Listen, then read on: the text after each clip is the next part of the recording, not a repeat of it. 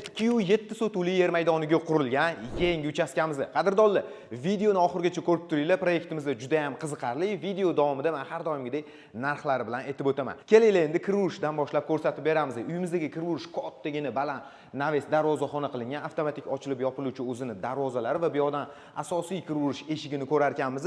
Uyga kirib kelganimizda chap tarafda hovli uchun bitta ajratilgan hojatxonani ham ko'rsak bo'ladi. Endi uyga kirib borar ekanmiz, o'ng tarafimizda va chap tarafimizda biz juda ham chiroyli landshaftning zonasini ko'rishimiz mumkin.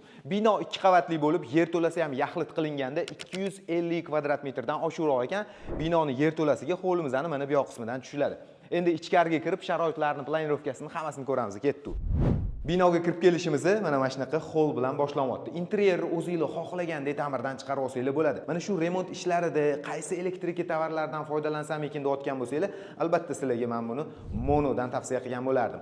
Endi hol bu yoqda oshxona uchun mo'ljallangan zona. Buni xohlasanglar ochuv studiya variant qilasizlar, xohlasanglar mana bu yerdan devor qilib yoki hozir mana razdvijnoy eshiklar chiqyapti-yu, shunaqa qo'yib yuborsanglar ham bo'ladi. Holni bu yoq qismida birinchi qavatimiz uchun umumiy sanuzulni ko'radigan bo'lsak, bu yoq yonidan mehmonlarimiz uchun mo'ljallangan kattagina keng mehmonxona va buni yonginasida ota-onalar uchun mo'ljallangan yotoqxonani ko'rishimiz mumkin. Endi orqa hovliga marhamat. Orqa hovli yoqadimi sizlarga? Videoga bitta like bosib qo'yinglar. Orqa hovlida ham kattagina landshaftning zonasi va bu yoq burchagida naves ostida juda ham chiroyli shinamgina yasalgan yozgi oshxonani ko'rasizlar.